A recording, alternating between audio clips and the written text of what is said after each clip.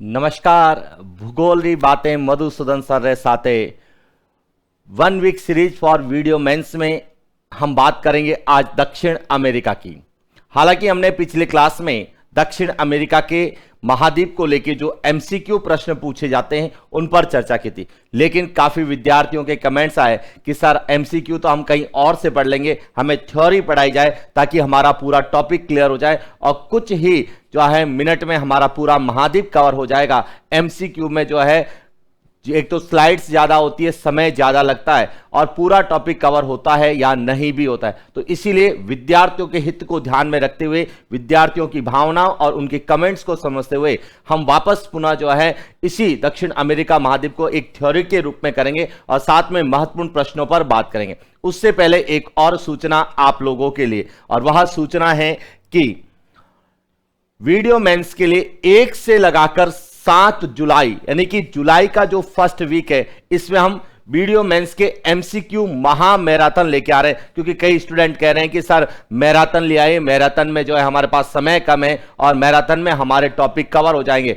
तो देखिए 1 से लगाकर 7 जुलाई के बीच में 7 दिवसीय जो है महा मैराथन लेके आ रहे हैं, जिसमें हम लोग विश्व का भूगोल, भारत का जो पर्यावरण और वन्य जीव वाला पोर्शन, राजस्थान की ज्योग्राफी और इसके साथ कृषि और इकोनॉमिक्स के जो पोर्शन वाले, यानी कि जो हमारा वीडियो मेंस में 60 नंबर का पोर्शन है, उनसे संबंधित जो भी महत्वपूर्ण या संभावित प्रश्न एग्जाम पॉइंट ऑफ व्यू से करंट के साथ पूछे जाने वाले हैं, उनकी हम एक महा मैराथन एमसीक्यू फॉर्मेट में लेके आएंगे, ताकि आप लोग जितना आपने अध्ययन किया है उसको जो है एमसीक्यू के माध्यम से जो है रिवाइज कर सके और आपको यह आइडिया मिल जाए कि किस लेवल तक किस प्रकार के प्रश्न पूछे जाने की संभावना है। और कई स्टूडेंट्स का एक कमेंट था कि सर हमारा कोर्स जल्दी से निपटा दीजिए ताकि हम लोग रिवाइज कर सके, हमें रिवीजन का टाइम मिल जाए। तो इसी को ध्यान में रखते हुए, वैसे तो मैंने अपनी जो कार्य योजना है वह पहले ही निर्धारित कर रही थी कि 30 तारीख तक आपका जो है महाद्वीप वाला पोर्शन यानी कि विश्व की ज्योग्राफी वाला पोर्शन और दूसरा जो है आपका इकोनॉमिक वाला पोर्शन हम लोग जो है 30 तारीख तक थ्योरेटिकल पोर्शन में कंप्लीट कर देंगे। और उसके बाद 1 तारीख से 7 तारीख तक हम वीडियो मेंस की स्पेशल सीरीज लेके आएंगे, जिसमें वीडियो मेंस के संबंध में जो एमसीक्यू प्रश्न पूछे जा सकते हैं और वही प्रश्न जैसे कि वर्तमान एग्जाम में पूछे जाने, उसी जो है परीक्षा शैली को ध्यान में रखते हुए कुछ प्रश्नों का एक संग्रहण मेरे द्वारा किया गया है और उन प्रश्नों को एमसीक्यू फॉर्मेट में इस महामैराथन में हम लोग लेके आ रहे हैं। और आप इस महामैराथन को जो है ज्यादा से ज्यादा जो है देखना, हो सकता है आपका पूरा पेपर उन्हीं मैराथन से संबंधित प्रश्नों से आसपास रहेगा, ताकि आप परीक्षा में जो 60 नंबर का जो सबसे बड़ा पोर्शन है ज्योग्राफी और कृषि वाला और इकोनॉमिक्स वाला, वहां से प्रश्न गलत ना करें। और कई स्टूडेंट कह रहे थे कि सर पहले मरुस्थलीकरण, गरीबी और जो है बेरोजगारी वाला पोर्शन करवा दीजिए। तो उसके लिए एक दिन स्पेशल क्लास जो कि विशेष रूप से गरीबी,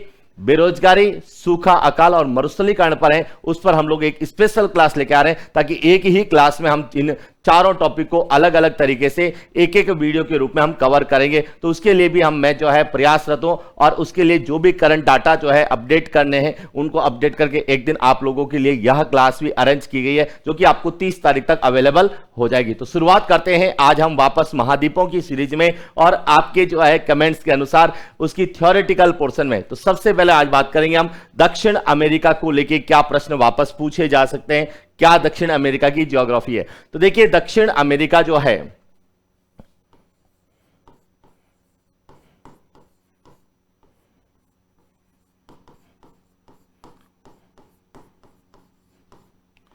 दक्षिण अमेरिका में कुल कितने देश हैं? 13 देश हैं। कितने देश हैं? 13 देश हैं। इसमें से 11 देश तटीय देश हैं और 2 देश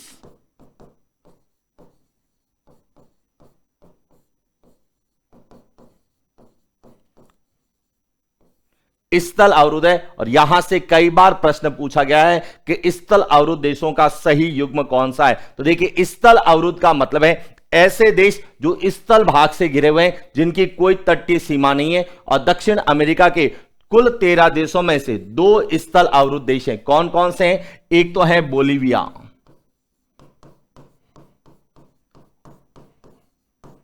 बोलीविया, और दूसरा जो है वह है पराग्वे। यह जो दो देश हैं यह दोनों स्थल अवरुद्ध है, बाकी सभी देश जो है वह कैसे हैं, तटीय देश हैं। दूसरा, दक्षिण अमेरिका का जो सबसे बड़ा देश है वह है ब्राजील। दक्षिण अमेरिका का क्षेत्रफल की दृष्टि से यदि बात करें तो सबसे बड़ा देश कौन सा है, ब्राजील है। और ब्राजील की सीमा इन 13 देशों में से एक ब्राजील को बाहर कर दे तो टोटल कितने भी देश मिलते हैं, 12 में से ब्राजील 10 देशों के साथ सीमा का निर्धारण करता है। केवल 2 ही देशों के साथ यह सीमा नहीं बनाता है। कौन कौन से हैं, एक तो है आपका इक्वेडोर और दूसरा है चिली। यहां 2 ऐसे देश हैं जो ब्राजील के साथ सीमा का निर्धारण नहीं करते हैं, बाकी सभी देश ब्राजील के साथ सीमा का निर्धारण करते हैं, चाहे वह अर्जेंटीना है, उरुग्वे है, पराग्वे है, बोलीविया है, पेरू है, यहां तक कि कोलंबिया है, वेनेजुएला है, गुआना है, सूरीनाम है, फ्रेंच गुआना है। जितने भी सदस्य देश हैं जो कि दक्षिण अमेरिका के अभाग हैं वहां सभी जो है ब्राजील के साथ सीमा का निर्धारण करते हैं। तो यहां से ये 2 प्रश्न बहुत इंपॉर्टेंट। तीसरा, दक्षिण अमेरिका जो है वह उत्तरी अमेरिका से अलग भी होता है, तो किससे होता है यह भी आपको पता होना चाहिए। यह भौगोलिक क्षेत्र के अंतर्गत आता है। तो यहां पर एक जल संधि है जिसका नाम है पनामा जल संधि।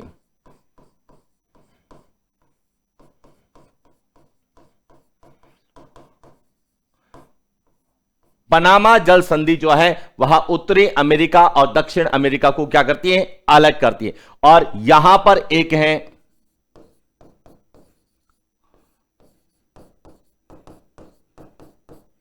Drake passage. ड्रेक पैसेज जो है यह दक्षिण अमेरिका को किससे अलग करता है, यह दक्षिण अमेरिका को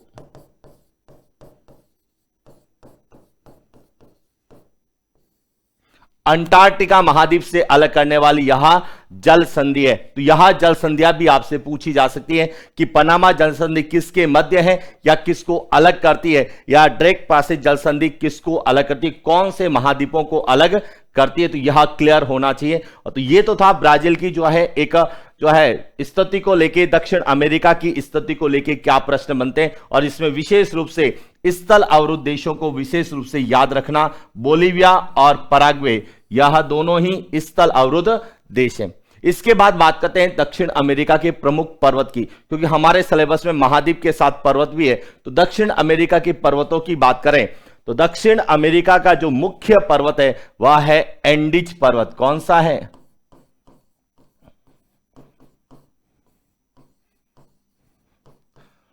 एंडीज पर्वत, जो कि कहां से शुरू होता है, यह शुरू होता है कोलंबिया से।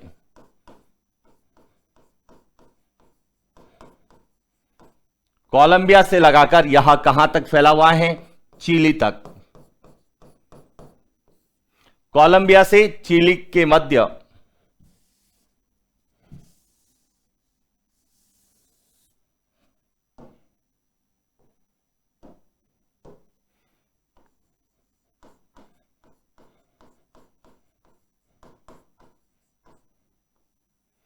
कोलंबिया से लगाकर यहां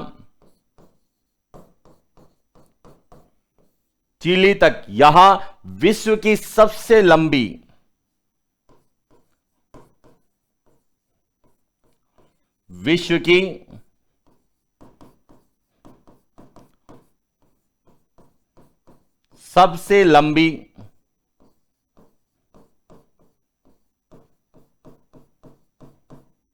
पर्वतमाला, यानी विश्व की सबसे लंबी पर्वतमाला कौन सी है, एंडीज पर्वतमाला। लगभग 7000 किलोमीटर लंबी है, जो कि दक्षिण अमेरिका का जो पश्चिमी तट है उसके सहारे सहारे कोलंबिया से चिली तक यहां फैली हुई है। और इस एंडीज पर्वतमाला की जो सबसे ऊंची चोटी है उसका नाम है एकांकगुआ।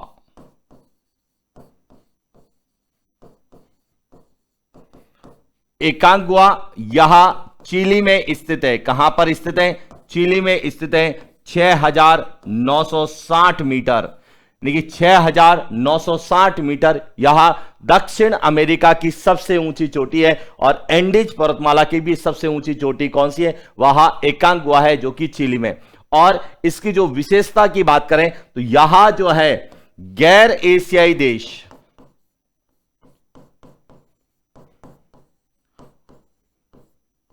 गैर एशियाई देशों की सबसे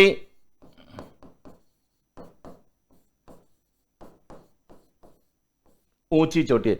देखिए गैर एशियाई का मतलब है ऐसे देश जो एशिया का भाग नहीं है।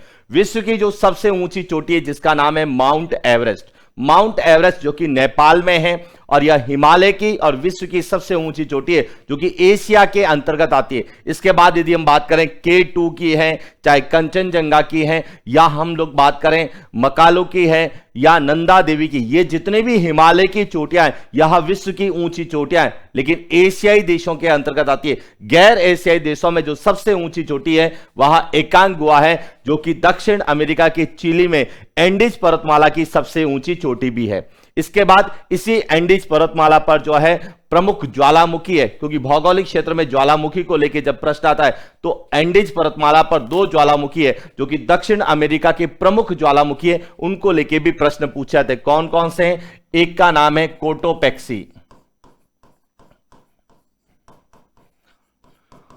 कोटोपैक्सी यहां इक्वेडोर में है। कहां पर है? इक्वेडोर में है। और यहां जो है विश्व का सबसे ऊंचा सक्रिय ज्वालामुखी, विश्व का सबसे ऊंचा सक्रिय ज्वालामुखी कौन सा है? कोटोपैक्सी, जो कि इक्वेडोर में एंडीज पर्वतमाला पर दक्षिण अमेरिका में। दूसरा इसी के पास में एक और है जिसका नाम है चिंबारोजी, यह भी इक्वेडोर में है। यहां दोनों जो ज्वालामुखी है जिसमें एक सक्रिय ज्वालामुखी है कोटोपैक्सी और दूसरा है चिंबारोजी, यहां दोनों ही इक्वेडोर में है, एंडीज पर्वतमाला पर है और दक्षिण अमेरिका में है। तो एंडीज पर्वतमाला की बात करें, दक्षिण अमेरिका की प्रमुख पर्वत श्रृंखला की बात करें तो वह है एंडीज पर्वतमाला। इसके बाद है कि महाद्वीपों में यानी कि दक्षिण अमेरिका में कौन सी नदियां बहती है, क्योंकि हमारे सिलेबस में नदियां भी हैं, तो कौन कौन सी नदियां हैं उन पर बात करते हैं। तो देखिए सबसे पहले बात करते हैं कि दक्षिण अमेरिका की जो प्रमुख नदी है वह है अमेजन नदी। कौन सी है?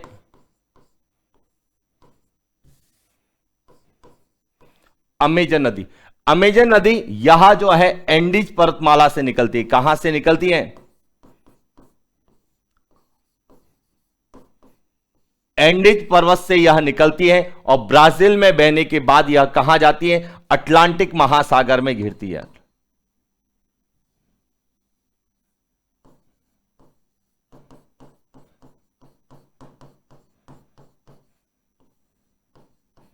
अटलांटिक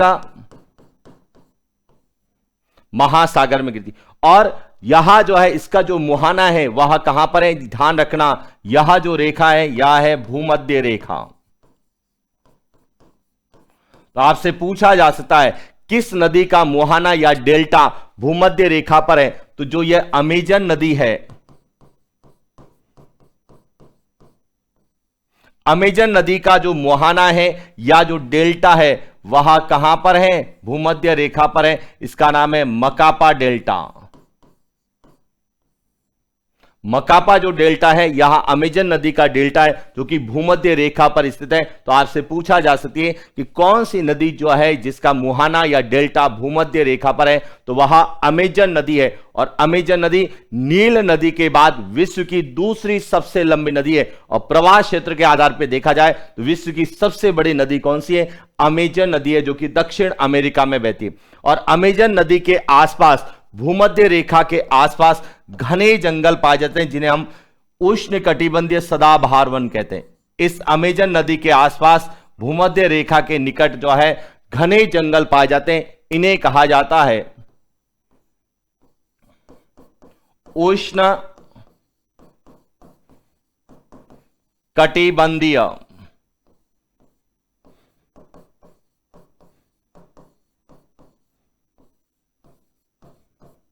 सदाबहार वन या अमेजन वर्षावन। और इन अमेजन वर्षावन को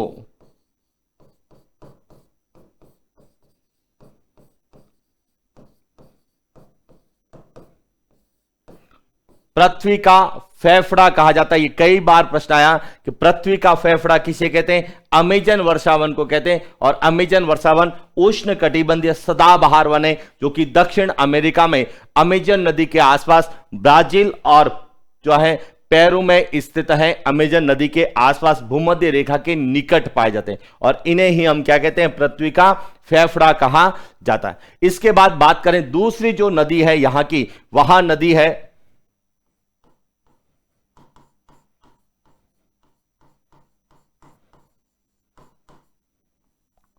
ओरेनिको नदी। कौन सी है?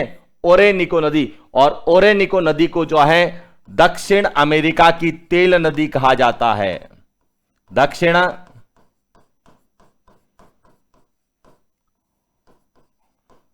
अमेरिका की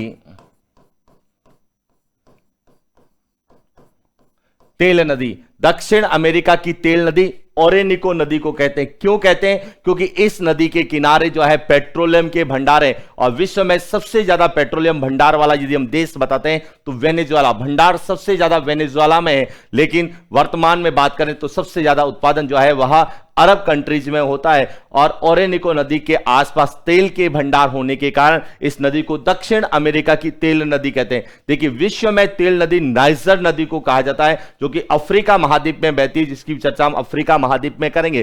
तो तेल नदी तो नाइजर नदी है, लेकिन दक्षिण अमेरिका की तेल नदी पूछा जाएगा तो कौन सा आएगा?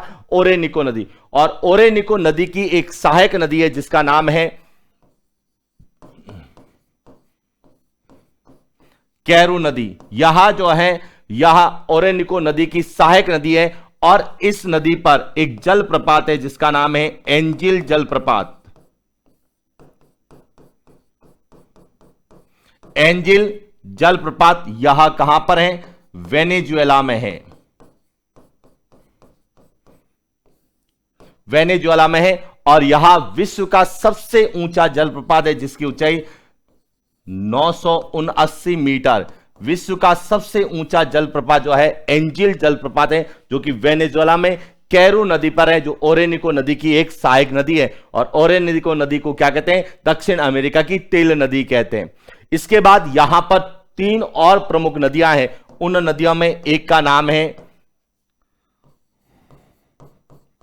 पराग्वे, दूसरी है पराना और तीसरी है उरुग्वे। ये 3 नदियां जो है एक मैदान का निर्माण करते हैं। इस मैदान को कहा जाता है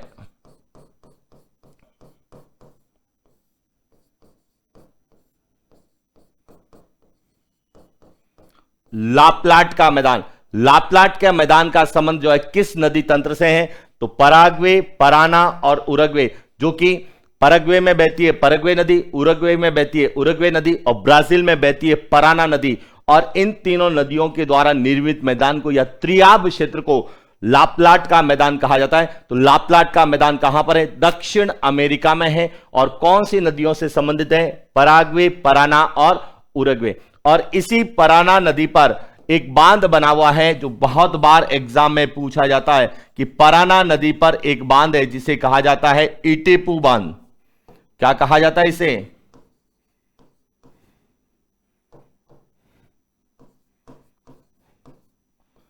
इटेपू बांध। इटेपू बांध जो है यह ब्राजील में है। कहां पर है?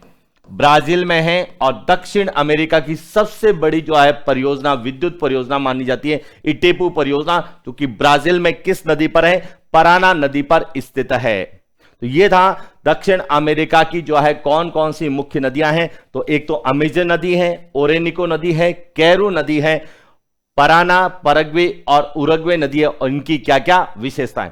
बात करते हैं इसी के अंतर्गत कि दक्षिण अमेरिका में प्रमुख झीलें कौन सी है। तो देखिए कौन कौन सी झीलें हैं। तो एक तो झील आपको यह दिखी जाएगी, यह कहलाती है मरकेबो झील। मरकेबो झील जो है यह वेनेजुएला में है। कहां पर है?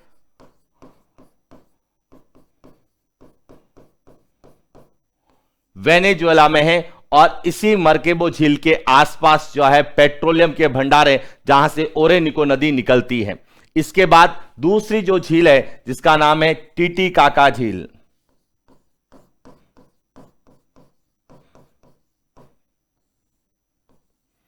टीटीकाका झील जो है यह बोलीविया में है। कहां पर है? बोलीविया।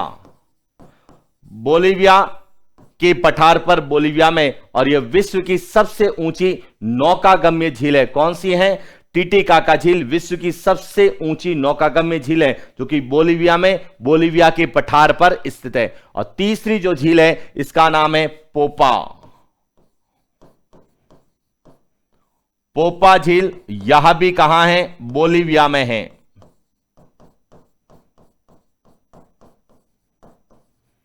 तीसरी जो झील है वह पोपा झील, वह बोलीविया में। तो दक्षिण अमेरिका की 3 प्रमुख झीलें हैं। एक तो है मर्केबो झील, दूसरी है टीटीकाका झील और तीसरी है पोपा झील। पोपा झील बोलीविया में है, टीटीकाका झील भी बोलीविया में या बोलीविया के पठार पर है, और मर्केबो झील जो है वह वेनेजुएला में। तो ये तो थी नदियां और कौन कौन सी झीलें। इसके बाद हम बात करते हैं और क्या भौगोलिक विशेषताएं और कौन कौन से महत्वपूर्ण भौगोलिक क्षेत्र जो कि दक्षिण अमेरिका से संबंधित हैं और हमारे एग्जाम पॉइंट ऑफ व्यू से इंपॉर्टेंट है।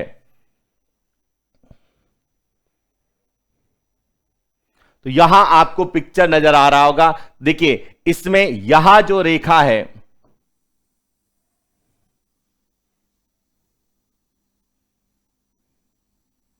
यह कहलाती है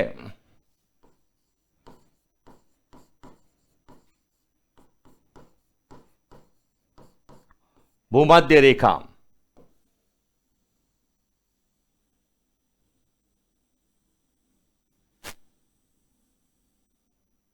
और यह कहलाती है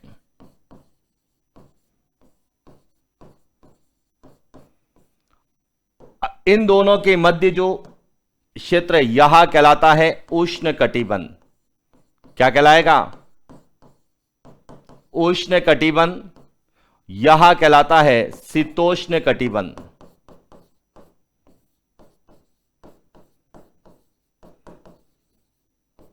और यह भूमध्य रेखा के जो उत्तर में है यह भी क्या कहलाता है? उष्ण कटिबंध। अब देखिए दक्षिण अमेरिका को लेके क्या प्रश्न बनते हैं। सबसे पहला प्रश्न बनता है भूमध्य रेखा और मकर रेखा को लेके कि कौन सा महाद्वीप जहां से भूमध्य रेखा और मकर रेखा 2 रेखाएं गुजरती हैं, तो वह है दक्षिण अमेरिका। दक्षिण अमेरिका में एक देश है जिसका नाम है ब्राजील। कौन सा है? ब्राजील दक्षिण अमेरिका का एक ऐसा देश है जहां से भूमध्य रेखा भी गुजरती है और मकर रेखा भी गुजरती है। तो आपसे पूछा जा सकता है निम्न में से कौन सा देश जहां से भूमध्य रेखा और मकर रेखा दोनों गुजरती है, तो वह देश है ब्राजील। और कौन सा महाद्वीप पूछा जाएगा, तो दक्षिण अमेरिका।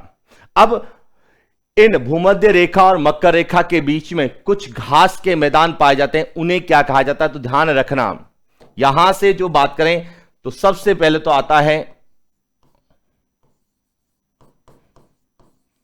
कैंपास और दूसरा है लानोज। लानोज जो है यह वेनेजुएला में है। कहां पर है? वेनेजुएला में है। और कैंपास जो है यह ब्राजील में है। और यह जो दोनों है, दोनों ही कौन से कटिबंध में आते हैं? उष्ण कटिबंधीय घास के मैदान है। कैसे घास के मैदान है? उष्ण कटिबंधीय घास के मैदान है। इन्हें कहा जाता है सवाना घास के मैदान। तो आपसे पूछा जा सकता है निम्न में से सवाना घास के मैदान कौन से हैं? तो लानोज और कैंपास है। इन्हें ही हम कहते हैं उष्ण कटिबंधीय घास के मैदान। उष्ण कटिबंधीय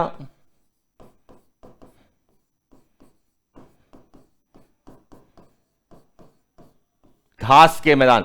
देखिए विश्व में जो है उष्ण कटिबंधीय घास के मैदान है जिन्हें हम संयुक्त रूप से सवाना घास के मैदान कहते हैं। और उनमें दो है मुख्य रूप से दक्षिण अमेरिका में जो पाए जाते हैं, उनमें एक तो है लानोस जो कि वेनेजुएला में, दूसरा है कैंपास जो कि ब्राजील में। इसके अलावा जो अन्य है शीतोष्ण घास के मैदान है जिसमें जिन्हें हम डाउन्स के नाम से जानते हैं, पंपास के नाम से जानते हैं, स्टेपीज के नाम से जानते हैं, प्रेरिज, वह सब शीतोष्ण घास के मैदान है जो कि मकर रेखा के या तो दक्षिण में मिलेंगे या फिर कर्क रेखा के उत्तर में मिलेंगे। तो अब बात करते हैं कि यहां पर यदि दक्षिण अमेरिका में कौन कौन से घास के मैदान है, तो दक्षिण अमेरिका में दो तरह के घास के मैदान मिलेंगे, ध्यान रखना। दक्षिण अमेरिका में बात करें तो यहां पर घास के मैदान दो तरीके से मिलेंगे। एक घास के मैदान जो कि कहलाएंगे उष्ण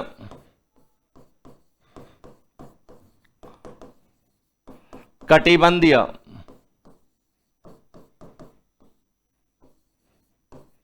घास के मैदान या सवाना घास के मैदान। और इनमें जो है वह कौन कौन से आते हैं, तो एक तो आते हैं लानोज, और लानोज कहां पर है, वेनेजुएला में, और दूसरे हैं कैंपास, यह कहां पर है, ब्राजील में। लेकिन दूसरे जो आते हैं जिन्हें हम कहते हैं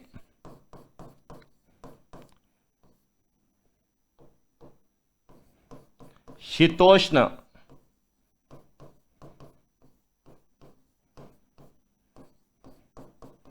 घास के मैदान, इनमें आते हैं पंपास।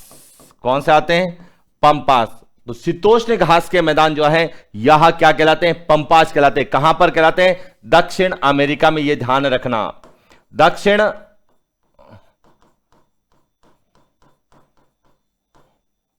अमेरिका में जो घास के मैदान है, उष्ण कटिबंधीय घास के मैदान को लानोज और कैंपास कहते हैं, जबकि शीतोष्ण घास के मैदानों को क्या कहा जाता है, पंपास। अब पंपास कहां पाए जाते हैं, यह देखिए, पंपास जो है यह अर्जेंटीना में पाए जाते हैं। पंपास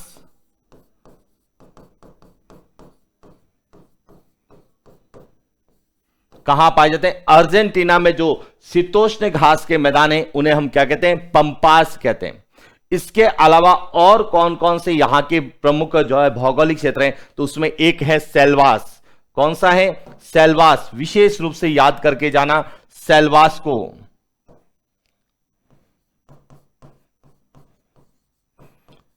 सेल्वास एक दूसरा पूछा जाता है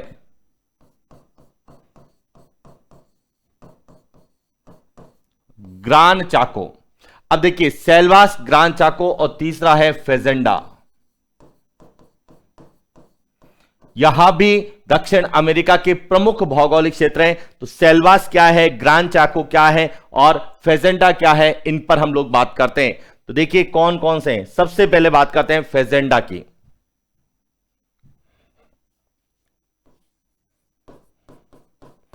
फेजेंडा यहां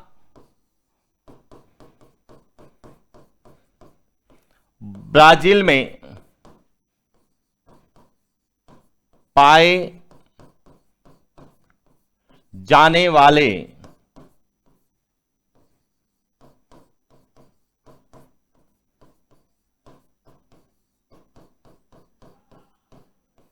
कॉफी के बागान है। जो कॉफी के बागान और चारागाह है उन्हें जो है क्या कहा जाता है, फेजेंडा कहा जाता है। कहां पर, ब्राजील में। तो फेजेंडा कहां पाए जाते हैं, ब्राजील में पाए जाते हैं। दूसरा है सेल्वास।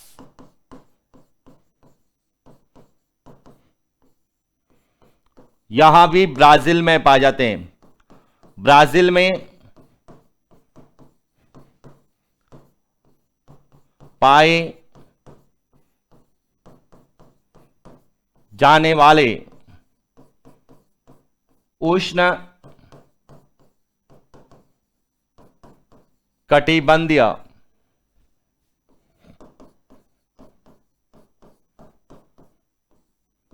सदाहरित वन जो है यह क्या कहलाते हैं, सेल्वास कहलाते हैं। जो अमेजन नदी के आसपास पाए जाएंगे उन्हें तो हम अमेजन वर्षा वन कहते हैं, लेकिन जो ब्राजील में पाए जाते हैं उन्हें हम सेल्वास के नाम से जानते हैं। इसके बाद तीसरा जो है वह है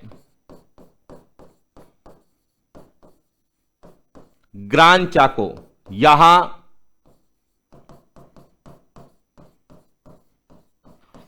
अर्जेंटीना और पराग्वे में पाए जाने वाले घने वन। कि अर्जेंटीना और पैराग्वे में जो घने जंगल पाए जाते हैं उन्हें क्या कहा जाता है, ग्रान चाको कहा जाता है। तो ग्रान चाको भी दक्षिण अमेरिका में अर्जेंटीना और पैराग्वे में, सेल्वास भी दक्षिण अमेरिका में और ब्राजील में, फेजेंडा भी दक्षिण अमेरिका और ब्राजील में। तो इनकी परिभाषाएं समझ के जाना, कई बार ये परिभाषाएं डायरेक्ट पूछी जाती है कि अर्जेंटीना और पैराग्वे में पाए जाने वाले घने जंगलों को क्या कहा जाता है। सामान्य स्टूडेंट जो है घास भूमि पंपास लिख के आ जाता है, लेकिन घने जंगल तो क्या कहलाएंगे, ग्रान चाको कहलाएंगे, क्योंकि पंपास जो है वह शीतोष्ण कटिबंधीय घास के क्या है, मैदान है। इसके अलावा दक्षिण अमेरिका में और क्या भौगोलिक विशेषताएं, उन पर बात करते हैं। तो देखिए दक्षिण अमेरिका में भौगोलिक विशेषताओं के अंतर्गत दो प्रमुख विशेषताएं हैं। एक तो है पेंटागोनिया का पठार,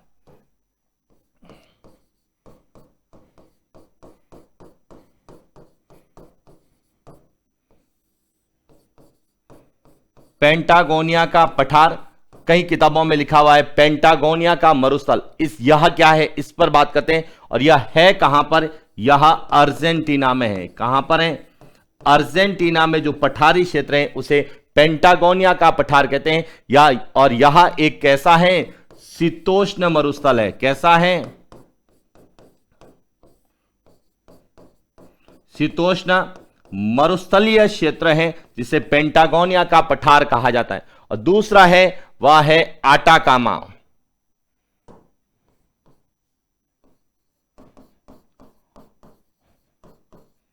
आटाकामा यह चिली में है। और इसी आटाकामा में एक स्थान है जिसका नाम है अरिका। यह भी कहां पर है, चिली में। तो यहां जो है प्रमुख कुछ भौगोलिक क्षेत्र हैं जो कि दक्षिण अमेरिका से संबंधित है और पूछे जाते हैं। अब देखिए पेंटागोनिया का पठार क्या है, अरिका क्या है और आटाकामा क्या है, इस पर हम लोग बात करते हैं। सबसे पहले बात करते हैं आटाकामा की। आटाकामा जो है यह चिली में स्थित विश्व का सबसे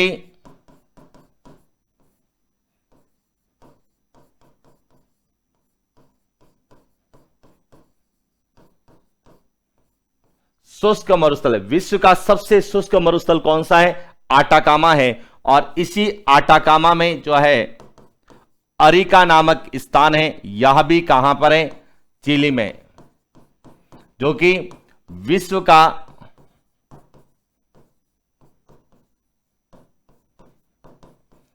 सबसे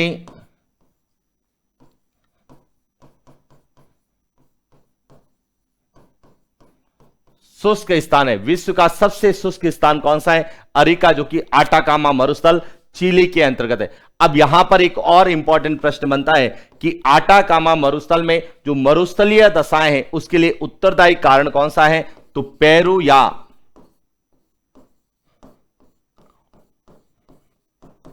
हमबोल्ट की ठंडी महासागरीय जलधारा। पेरू या हमबोल्ट की जो ठंडी महासागरीय जलधारा है कहां बहती है, यह दक्षिण प्रशांत महासागर में बहती है। दक्षिण प्रशांत महासागर में जो ठंडी महासागरीय धारा बहती है, जो पेरू तट के आसपास बहती है, उसे हम पेरू या हमबोल्ट की ठंडी जलधारा कहते हैं। और इसी के कारण जो है आटाकामा मरुस्थल में मरुस्थलीय दशाओं का विकास हुआ है। तो आटाकामा मरुस्थल में मरुस्थलीय दशाओं के लिए कौन सी महासागरीय धारा उत्तरदायी है, तो ये ध्यान रखना, पेरू या हमबोल्ट की धारा उत्तरदायी है। इसके बाद बात करते हैं पेंटागोनिया के पठार की।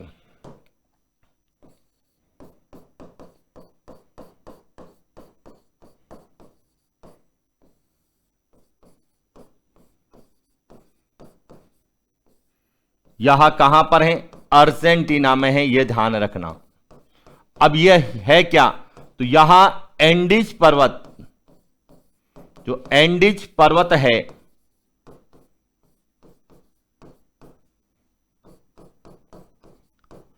गिरिपद्य, एंडीज पर्वत की गिरिपद्य एवं वृष्टि छाया प्रदेश में स्थित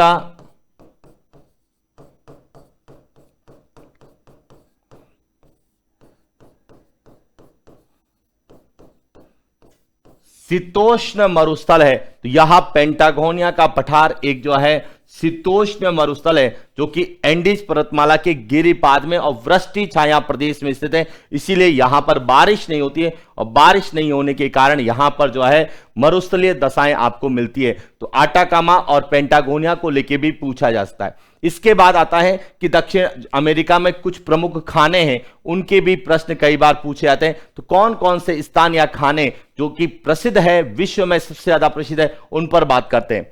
तो देखिए, यदि हम बात करें यहां पर, तो सबसे प्रमुख खाने वह है चुकिक माता। चुकिक माता यहां चिली में स्थित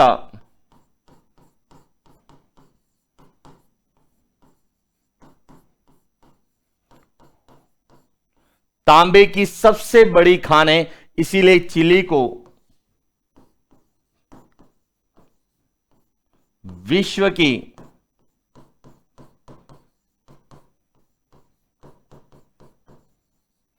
तांबा राजधानी कहा जाता है। विश्व की तांबा राजधानी या कॉपर कैपिटल के नाम से किसे जानते हैं? चिली को जानते हैं, क्योंकि वहां पर चुकिक माता जो कि तांबे की सबसे बड़ी खान है। इसी तरह से एक और खान है अमापा। अमापा यहां ब्राजील में है और यहां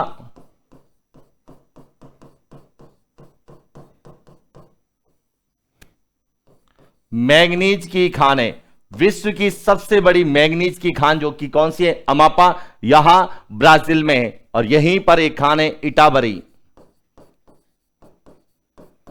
इटाबरी यहां भी ब्राजील में है और इटाबरी जो है यहां लोहा अयस्क के लिए जानी जाती है।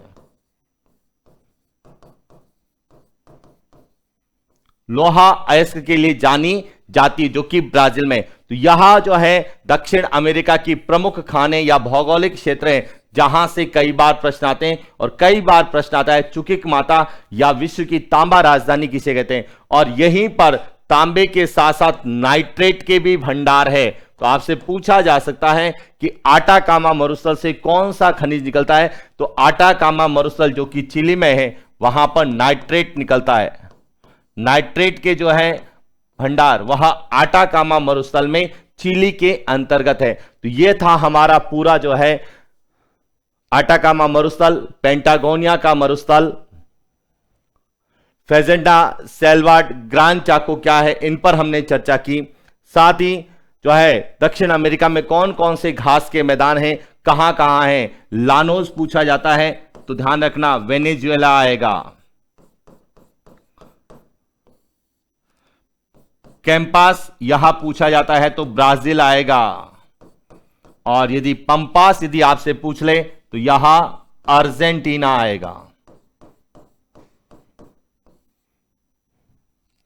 इसके बाद कौन कौन से जो है उष्णकटिबंधीय घास है, कौन से शीतोष्ण कटिबंधीय घास के मैदान है, और कौन कौन से यहां पर उष्णकटिबंधीय सदाबहार वन है, यहां के कॉफी के बागान क्या कहलाते हैं, यहां पे कौन कौन से मरुस्थल है, इन पर हम लोगों ने चर्चा की।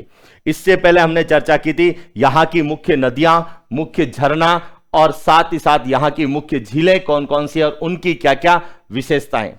इससे पहले हमने चर्चा की थी यहां की जो है मुख्य रूप से कौन सी पर्वतमाला है, और ध्यान रखना एंडीज पर्वतमाला यहां विश्व की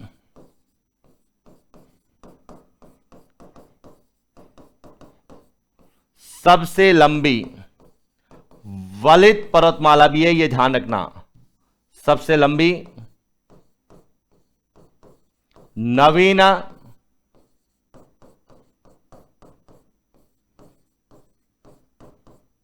वलित पर्वतमाला भी है। तो आपसे पूछा जाए विश्व की सबसे लंबी पर्वतमाला कौन सी है, तब भी एनडी जाएगा। विश्व की सबसे लंबी वलित पर्वतमाला कौन सी है, तब भी एनडी जाएगा। और विश्व की सबसे लंबी नवीन वलित पर्वतमाला कौन सी है, तब भी एनडीज ही आएगा।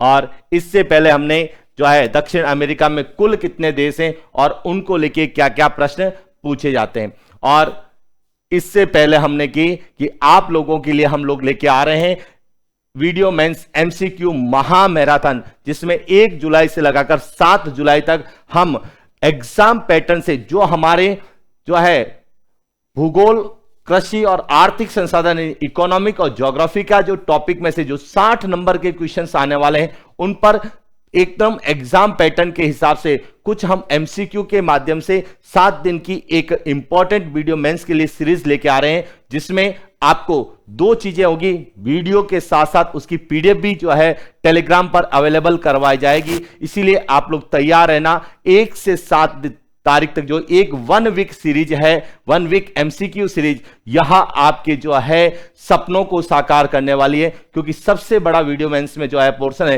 वह ज्योग्राफी और इकोनॉमिक्स का है, जहां से फैक्ट भी पूछे जाते हैं, करंट बेस्ड डाटा भी पूछे जाते हैं और साथ साथ कुछ कॉन्सेप्ट पूछे जाते हैं। तो इस तरह से सभी का समग्र मिश्रण एग्जाम पैटर्न के आधार पर हमने एक टेस्ट सीरीज तैयार की है, और उस सीरीज को हम 7 दिन तक जो है आपके सामने लाने वाले हैं, तो इसको चूकना मत। और साथ ही साथ आप लोगों की जो है डिमांड के अनुसार 30 तारीख तक जो है हमारा इकोनॉमिक सर्वे और विश्व के भूगोल का जो है पोर्शन हम कंप्लीट करेंगे, और एक दिन हम गरीबी, बेरोजगारी और मरुस्थलीकरण, सूखा, अकाल पर भी बात करेंगे। और यदि समय रहा और समय यदि उपयोग मिला तो हम इंडियन ज्योग्राफी पर भी एक क्लास लेके आएंगे, जिसमें महत्वपूर्ण वन्यजीव, पर्यावरण और इकोलॉजी को लेके जो जो टॉपिक्स हैं, वहां से कौन कौन से महत्वपूर्ण टॉपिक है जहां से प्रश्न बनने की संभावना है, तो उस पर भी हम लोग एक जो है वीडियो जो है लेके आएंगे। तो आप इसी तरह से अपना प्यार साथ बनाए रखें, और यह जो क्लास है ज्यादा से ज्यादा लोगों को जो है शेयर करें, सब्सक्राइबर करें, इसलिए कि यह 7 दिन और यह जो 10 दिन की तैयारी है,